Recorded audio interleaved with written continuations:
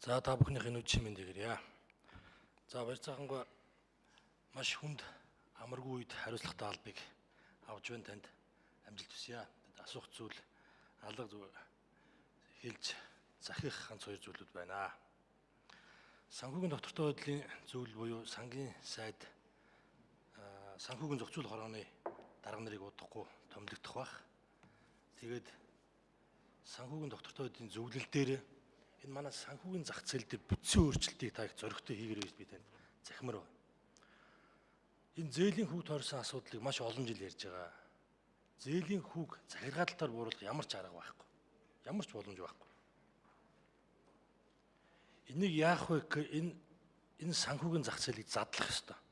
Сая хэд хэдэн гишүүний үгэн дотор бас санаанууд явж байна.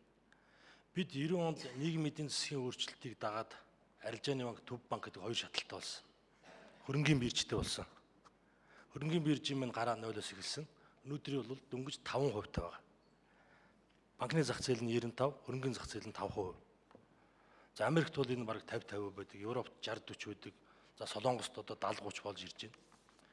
Тэгэхээр та энэ 4 жил өөрийнхөө одоо хуулийн 6 жилийнхаа хугацаанд энэ санхүүгийн маш зоригтой хийгэрээ. Яг нь арилжааны банкудаас янз бүрийн одоо эсэргүүцэл эрхийг бол үүсэхгүй. Гэхдээ бидний санхүүгийн зах зээлийг аль болох либералчилж байж одоо бусад төрлийн хөрөнгө оруулалтын зээлийн институцүүдийг оруулж ирж байж зээлийн хүү өөрөө аяндаа буурна. Банк санхүүгийн зуучлалын өртөг өөрөө бууж ирнэ. Тэрнээс наан бол зээлийн хүү буурах ямар ч боломж байхгүй. Зээлийн хүү өндөр өнөж яриад байдаг. Энийний наан чинь хадгаламжийн хүү нь маш өндөр шүү дээ. Манай банкуд нь зөвхөн хадгаламжийн хөөсрөөр эргэлтийн хөрөнгө хийдэг ийм онцлогтой ийм зах зээл. Энд бүтцийн өөрчлөлт хийгээгүй цагт хизээч зээлийн хүү буурахгүй. Тэр энэ бүтцийн өөрчлөлтийг та их сайн барьж авч ажиллаа эхлүүлээрэй гэж танд захимаар байна. За тэгэд мэдээж энэ ингээ 9-10 сард Дэлхийн банк, Олон улсын валют сан гэдэг олон санхүүгийн байгууллагуудын багууд ирж ажиллана.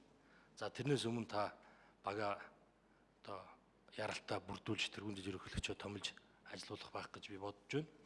За мөн энэ тэргүүн дэд ерөнхийлөгчийн албан өөрөө хян шалгалтынхаа функцийг гол ийм функц бол хариуцдаг.